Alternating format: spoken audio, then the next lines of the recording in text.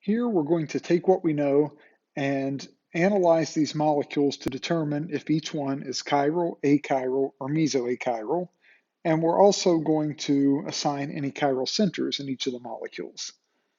One reason that this is important is just in terms of figuring out if a molecule has enantiomers or not, because if it's chiral, it will have an enantiomer.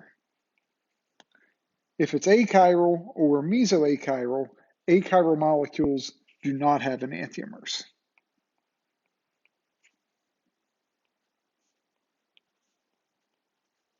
So let's start with the one on the top left.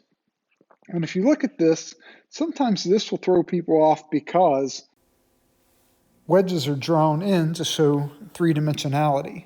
But just because you see dashes and wedges doesn't necessarily mean that you have a chiral center.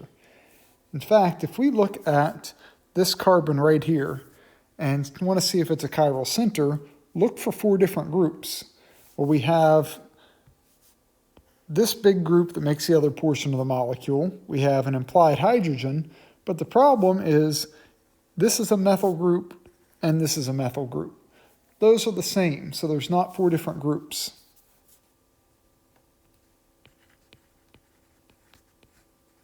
So for that reason, this molecule has no chiral centers.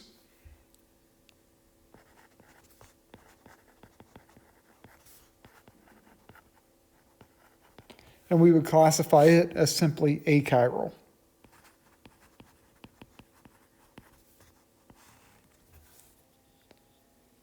Let's look at the second molecule to the right. This one is kind of similar in that we have three-dimensionality shown here. We have 2 bonds in the plane, a dash, and a wedge. But at this particular carbon right here, if you look at what's attached, 2 things are identical. We have a hydrogen and a hydrogen. There's not 4 different groups. There's no chiral centers.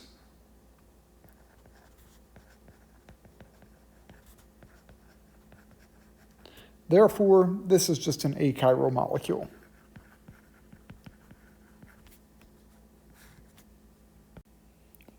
Next, we'll take a look at the molecule on the bottom left. If we go through and look at the carbons where we have these wedges in this case, if you take the time and analyze each one, you'll find that each of these carbons have 4 different groups, and each of these are chiral centers here. Now, the carbon with the fluorine attached, that is not a chiral center because this big group on the left is identical to this big group on the right. So this molecule has 4 chiral centers. At this stage, it's either chiral or mesoachiral. The way we figure that out is for mesoachiral, you want to look for symmetry in the molecule.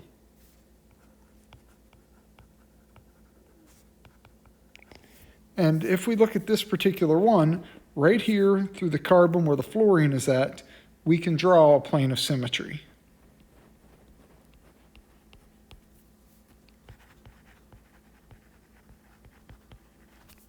And the left side is a mirror of the right side. Because of this, the symmetry breaks chirality. Remember, chiral centers are also called asymmetric centers. So there's asymmetry in chiral molecules. Because of this symmetry, this is an achiral compound, and it's known as a meso compound.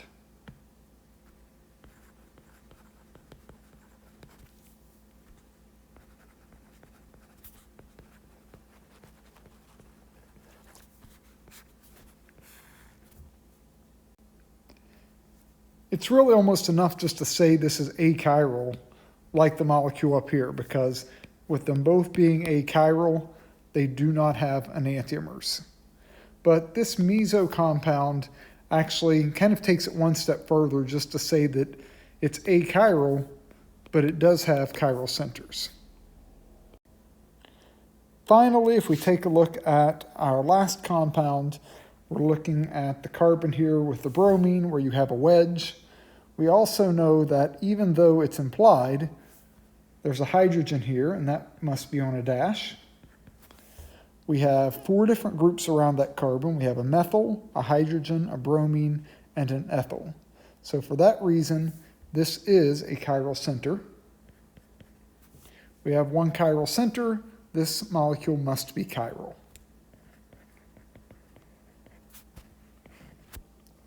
If there's only 1 chiral center, the molecule will be chiral. For an Achiral-Meso compound, you need 2 or more chiral centers in the molecule. With this one being chiral, we can draw the enantiomer. If we want to draw the enantiomer, the easiest way to do that is we'll just invert our wedge group. And this is the enantiomer.